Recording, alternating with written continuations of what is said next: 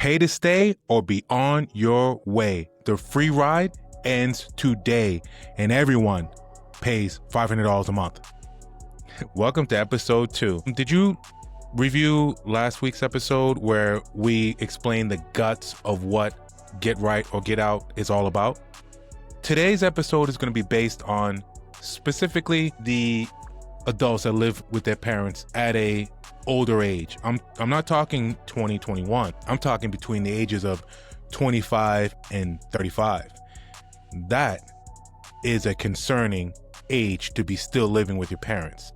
However, if they are contributing, that's fine. If my 3 kids were over 25 living with me and they were contributing and we all came together and they helped me pay the mortgage, they, help with the groceries, help with all that stuff, we all as a unit are financially comfortable.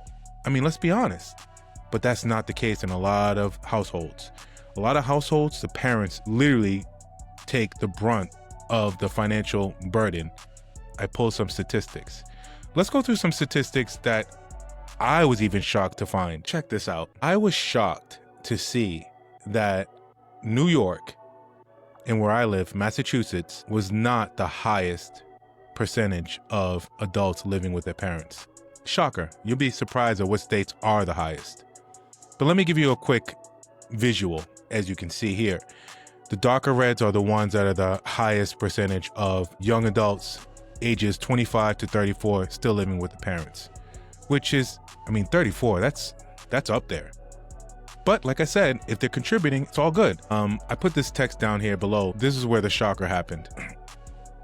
Although the 2023 share of 19% was the second lowest since 2011, it remains elevated by historical standards. In contrast, less than 12% of young adults live with their parents in 2000 regionally. The highest share of young adults living with their parents are predominantly in high-cost coastal areas, which is not really a surprise. This highest percentage includes California, New Jersey, Hawaii, that was a surprise, Delaware, super surprise, and Maryland, I didn't expect that.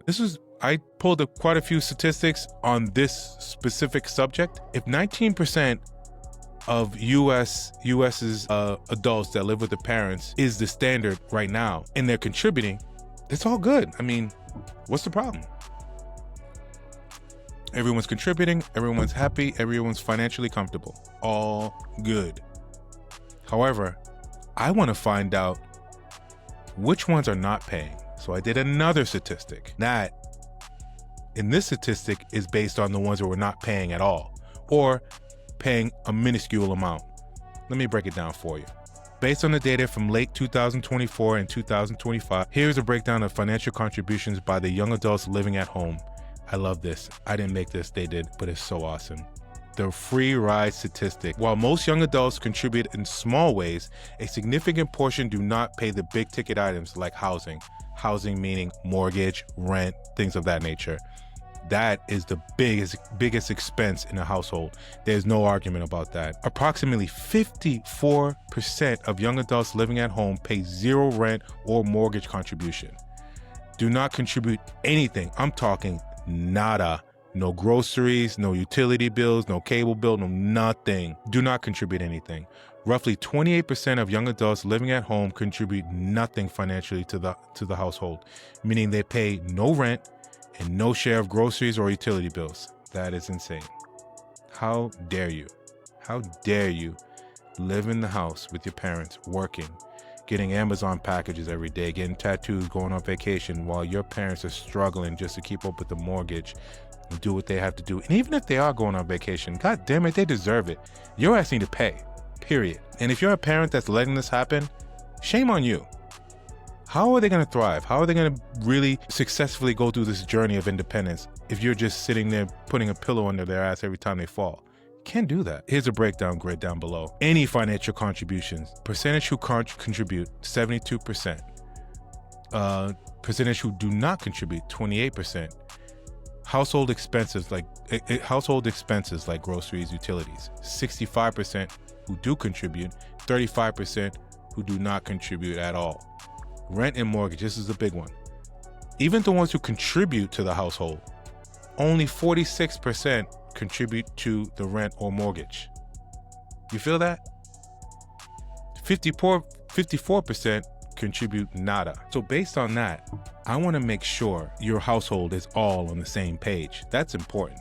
And we don't want them to get a free ride. I mean, it's just unacceptable. Don't you feel that? Do you understand how unacceptable that truly is? Or are you just in la la land because you just love your child so much they could do no wrong? But think about this for a second. They're going out into the real world. Eventually, they have to go out into the real world. They can't be in that nest forever. How are they going to be prepared for that? Like, really, how are they going to be prepared for that if you keep catching them every time they fall? The whole point is growth. And the only way you grow is through sacrifice and pain and mistakes and downfalls. My best knowledge given experiences was in my failures, and I thrived like a mother flower. So it's important. Today, we're going to have some fun. I want to create a budget plan for you. Again, you don't have to be to subscribe. I'm going to have it on the link below. Like I told you last week, we're going to share a bunch of information, but it's going to be through the Google platform. So please familiarize yourself with the Google platform. That is important because that is the way you're going to access, like last week, the slide, giving a breakdown step by step on how to get someone right or get them out, the contract that you have them sign so we're all on the same page. And here we are this week. Again, this is primarily focused on the get right plan. So if they're getting right, they sign the contract that I explained last week. Now they're on the get right path, but it's not over. We want to quantify what they're paying and how we're going to divvy it up. The best part of this is the end. You'll see. Let me break it down for you. Here is the spreadsheet that I'm going to share with you. Now, it's so simple, stupid, it's crazy. Let me break it down for you so you clearly understand what I'm trying to provide to you. And it's very beneficial for everyone in the household. This is broken down by month, and the tabs are broken down by year. The reason why I did that is because, again, if they're going to stay in the house for years and years to come, fine, as long as they're contributing. But at the end of the day, even if it's 10, 15 years, you don't want them to be 40 in your house, right? I mean, seriously, do you? For real? If they're contributing, fine. And if that's how you want to roll, fine. But we really want them to thrive. At least 30. Get the hell out of the house. I mean, that's like pushing the line, but that's just my opinion. Anywho, so the tabs represent the years. Each tab has the month broken out for the full year. Like the mortgage, the bank ain't gonna hear no shit past the first. You're gonna get late fees, and if you're really late, you know what time it is after that. So you should be the same with your adult child. Do on the first, and if they don't pay on the first, there's a late fee. You can come up with whatever monthly amount you want. I just put this $500 in there for a starter, just to set the tone. So late fees, what they paid, the date they paid it, and these two columns are all formalized. You're gonna love this column here. I'll get to that one. You're gonna love it. Trust me when I tell you. So basically, that's the breakdown. The month, due on the first, late fees, paid, date paid, remaining balance, hold for exit. That's a spreadsheet I'm going to share with you. And I'm going to show you exactly how to put your figures in, how to break it down, how to modify it according to your situation. But first, let me show you how to access these documents. This is going to be helpful for everything I'm sharing with you. Keep in mind, this is very high level. So again, I'm not a Google trainer, so you need to take it upon yourself. Go into YouTube, go into Google. They have a bunch of tutorials. They have a bunch of ways to learn how to utilize the platform and how to navigate through the platform. Trust me, there's so much information out there to use and to build your knowledge on the Google platform. There's so much you can do. And keep in mind, who knows how long this is going to be free for, so take advantage of it while it's here. So first, I'm going to show you how it looks on your phone. So one, you'll see that little triangle. It's called the Drive, the Google Drive. Once you click that drive, You're going to see all your folders, just like the Windows platform, all the Microsoft Word, Excel, all that stuff, all your files, all sorted how you want them. Same deal. The plus sign is where you'd create a new document, a new sheet, new slide, new whatever. And it looks like this once you click that plus sign. And you just pick one.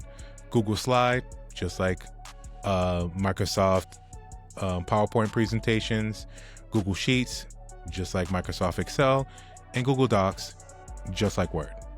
Same shit. Once you familiarize yourself how to access it, it's really self-explanatory from there. Google did a great job on making this so user-friendly and easy. That's why I wanted to use this to share information. And the great thing is, when you share this information, you can actually say you and your husband or you and your wife want to share the spreadsheet on how much your kid is paying. You can give each other access and make updates and changes accordingly, real time, and you can be in the same document at the same time, making the same changes. You can even put comments, put at, and reference your partner, and they can get an email or a notification, hey, so-and-so made a change. It's so freaking cool. There's so much stuff you can do. I'm telling you right now, you're gonna love it. So basically, this is the phone version, but we're not gonna do the phone version. We're gonna do the computer version. That's the best way to show you. So Google, we all see how Google looks. Easy, the dots, go in, there you are.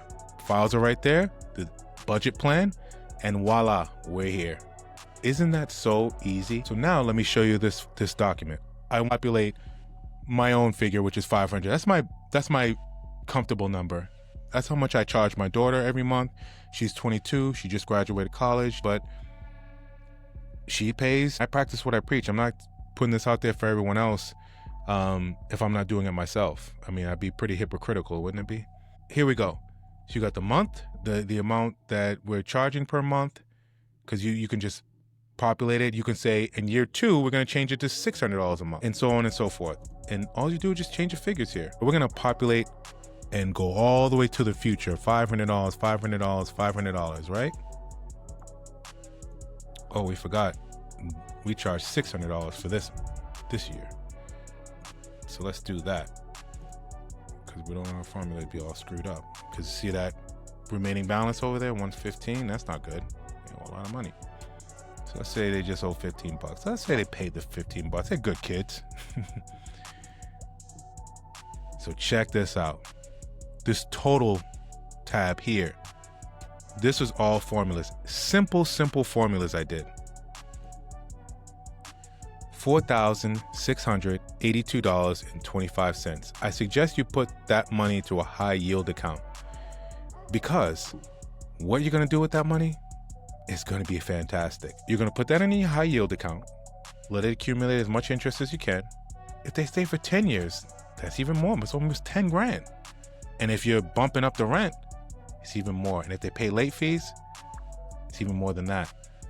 Now, I did it based on a 15% per month. So that money you hold, you're taking out from your rent. Yes, it's a sacrifice. I get it. But at the end of the day, it's for a good cause. And what the cause is this. I love making sure we have this get right or get out methodology in our minds without the guilt. We want to make sure we take care of the ones we love, even if they're a pain in the ass. But we want to make sure they're good. So if they've been living in the house for 10 years and you kept this formula going and you accumulated that much money, never tell your child about this document. So once they are ready to go, say, Mom, Dad, thank you for having me here. It's been a good ride, and we helped each other out. You helped me get through a tough time, and now I saved enough money to get out of here. I mean, I don't have a lot, but I might just get an apartment, blah, blah, blah. Son, don't worry about a thing. How much you got? No, I got like $3,000, $4,000 for first and last. Boom, I have another $4,000 or $5,000 on top of that. And that is their money. Maybe get some equity as opposed to getting an apartment now that they have that extra cash flow. Who knows? But they have some money. they're not out the door with nothing. That's if they voluntarily leave with a nice little gift. Now, say they're a pain in the ass after 5 years or even 2 years out, plan has to initiate immediately. You're sending them out with some dough. Not your dough, their dough. That's why you want to hold some money back. You want to alleviate any guilt you would have at any cost. So that's the budget plan. I'm going to have that in the links below. You can access that. Once you open that link, you're going to see this. Remember I said you and your husband or you and your wife can share and access the same document and all that good stuff? Well, I don't want you to access my documents, so I'm forcing you to make a copy. When you get into that link, it's going to force you to go here. You just make a copy and you're good to go. Make any changes you need. When you pull those contracts that I had in my last episode, you can make any changes you need to that according to the situation you're in. And we're good to go. We're ready to go. Now, even if it's a significant other this is primarily for adults living with the parents, but you can utilize this for any situation. Brother living with you, sister living with you, mom living with you, dad living with you. It's your house and everyone needs to contribute. That is the key. I don't care who it is, but you need to quantify what they are contributing and you need to break it down in a way that if shit goes down or if they are ready to go, both ways, they have something from you, but it's really from them. And that is it, my friends. Join us next week. We're doing episodes every week. Please share with your friends. Even share the document. Share that link. Tell a friend. Subscribe. If you don't want to subscribe, fine. You don't have to subscribe to get these documents. I'm not here for subscriptions. I'm here for a cause. I see it all the time. People having toxic or deadbeat people in their life that are just dragging them down, even their own kids. So it's just got to get them right. And that's why I devoted this episode to the get right path. But you still have to be strategic, consistent, and diligent in what the journey truly is. You have to stay 10 toes, because at the end of the day, they are going to capitalize on it. You don't want to show any weakness. Don't let up. With that, I love you all, even the deadbeat mother flowers. We are the reclaimers, and we're here to reclaim our shit.